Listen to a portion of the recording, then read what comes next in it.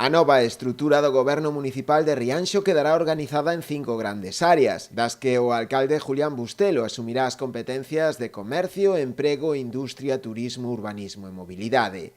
As outras áreas de xestión serán asumidas polo resto de edís de Rianxo en Común na corporación municipal: Xulio Alcalde, Ana Vidal, Alberto Angueira e Olalla Figueira. Eu mesmo asumirei, como tamén xa viñamos dicindo durante a campaña, eu mesmo vou asumir todo o que ten que ver con comercio, emprego, industria e demais, tamén turismo, así como urbanismo e mobilidade. O compañeiro Julio vai a facer cargo das áreas de cultura, educación e deporte, ademais de administración xeral e servizos económicos. Ana vai se ocupar da parte de política social e igualdade.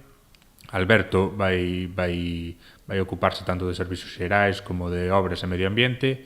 E, por último, Olalla vai se ocupar de patrimonio histórico, normalización lingüística, participación veciñal, así como todas as cuestións que teñen que ver co mar. En canto ás dedicacións, a proposta de Rianxo en Común segue un esquema continuista.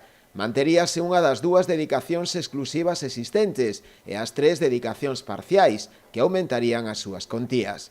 Aínda así, a proposta suporía un aforro dun 25% para as arcas municipais, con respecto ao grupo de goberno anterior. O que pretendemos facer é suprimir unhas das dedicacións exclusivas que a día de hoxe ou que había na legislatura pasada, mantendo únicamente a dedicación exclusiva de alcaldía, e as outras 3 dedicacións parciais que había hasta ahora mantelas tamén, pero incrementando lixeiramente a asignación para tamén atender ao que foi o incremento da carestía da vida dos últimos meses ou dos últimos anos, e que desa maneira os conselleiros que teñen dedicación parcial, aínda sendo unha dedicación parcial, pois que